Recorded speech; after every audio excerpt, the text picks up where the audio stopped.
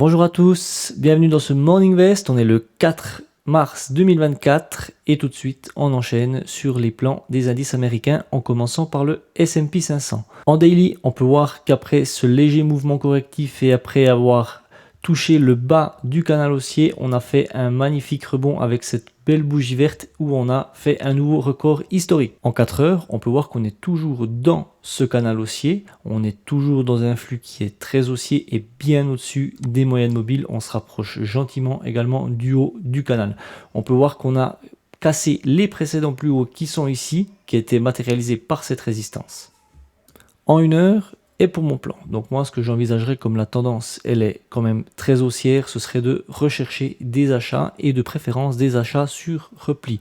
Donc pour mon premier scénario, ce serait que le prix revienne rechercher cette zone de résistance qui est ici et sur signal je pourrais tenter un achat, et en cas de repli plus important sur cette zone de polarité qui converge également avec le 61.8 de tout ce dernier mouvement haussier, je pourrais également tenter un achat. Et si franchissement par le bas du 61.8 et de cette zone de polarité, potentiellement je pourrais passer vendeur et prendre une vente jusqu'au 100%. Et évidemment, si le prix viendrait à franchir les précédents plus hauts, je pourrais continuer d'acheter dans le flux, mais il ne faut pas oublier qu'on est tout près du haut du canal. Donc à voir ce qu'il nous fait lors de la session de aujourd'hui. Le Dow Jones, on peut voir qu'en daily, le Dow Jones est toujours très haussier et toujours au-dessus des moyennes mobiles. On peut voir qu'il faisait un mouvement correctif ici avant de faire un rebond. Il est venu rechercher, on peut le voir par rapport à cette zone, les précédents plus hauts avant de repartir à la hausse. En 4 heures, on peut voir qu'on est toujours dans ce beau canal haussier et que j'avais parlé lors de ma vidéo précédente qu'on était gentiment en train d'inverser la théorie de Dow en faisant des plus bas plus hauts et des plus hauts plus hauts. Mais que j'étais plus à l'aise si on venait casser ce précédent plus haut, chose qu'on a essayé de faire lors de la session de vendredi, mais que les vendeurs sont revenus à la charge. Je peux tracer un retracement Fibonacci de tout ce dernier mouvement baissier et on peut voir que c'est le 61.8 qui bloque également et qui converge avec le précédent plus haut. Donc le 61.8, c'est vraiment un palier Fibonacci qui est vraiment très important parce que dans la théorie, si on casse le 61.8, on va chercher théoriquement les 100% du mouvement précédent.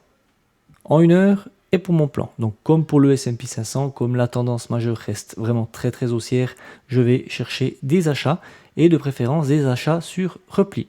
Pour mon premier scénario, ce que j'envisage, ce serait que si le prix se retrouve dans cette zone de polarité qui est ici, et sur signal, je pourrais tenter un achat. Je peux également faire le retracement Fibonacci de tout ce dernier mouvement baissier et je peux voir que le 61.8 est juste au-dessus de cette zone de polarité.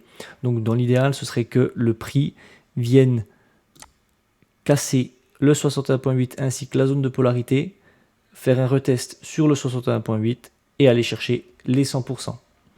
Et pour mon deuxième scénario, en cas de repli plus important sur cette zone de polarité qui converge avec le bas du canal et sur signal, je pourrais également tenter un achat.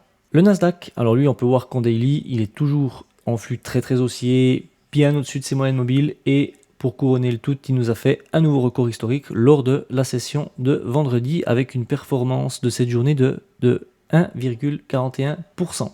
En 4 heures, on peut voir qu'il est toujours dans un flux très haussier et très au-dessus de ses moyennes mobiles. On peut voir ici qu'il est parfaitement venu faire un pullback sur son ancienne zone de résistance qui est maintenant polarité avant d'exploser à la hausse avec cette grande bougie verte et actuellement dans une toute petite phase de correction pour le moment.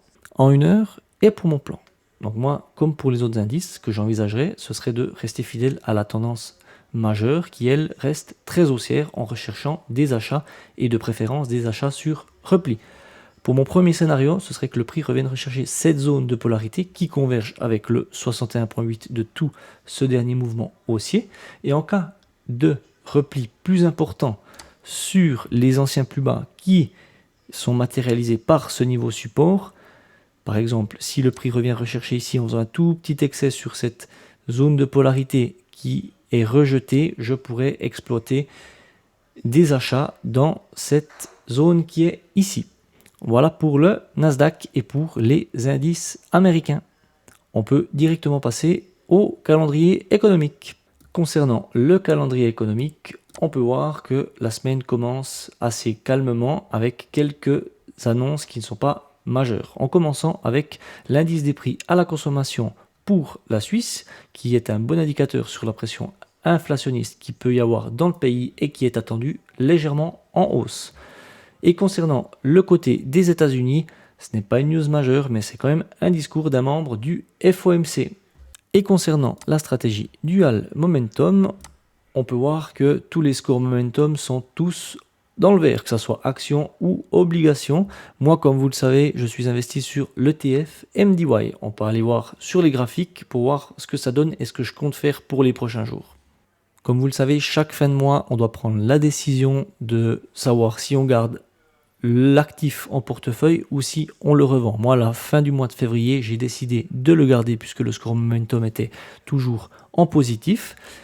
Et là, sur le graphique qui est en hebdomadaire, on peut voir que si je retrace tout ce mouvement baissier, on a quasiment tout retracé le mouvement. On arrive gentiment au 100% et puis qu'on est légèrement en surachat sur le RSI. Donc moi, ce que j'envisagerais, ce serait que dès que j'atteins les 100%, je vais prendre les bénéfices que j'ai eus depuis le début du mois de février sur cette ETF. Si je reviens en daily, j'ai matérialisé ici une zone de polarité qui converge en fait avec les précédents plus hauts, ce qui veut dire que le prix pourrait potentiellement recorriger jusqu'ici avant de repartir à la hausse. On verra comment ça ouvre demain les marchés, mais si on ouvre en léger gap haussier, il y a de fortes chances que je revende cet ETF et attendre une potentielle correction, que ce soit sur cet ETF ou que ce soit sur un autre ETF. C'est tout pour moi pour aujourd'hui. Je vous invite à mettre vos retours dans les commentaires, à vous abonner à la chaîne. Moi, je vous dis à tout bientôt pour une nouvelle vidéo et surtout, n'oubliez pas de rester prudent sur les marchés. Ciao!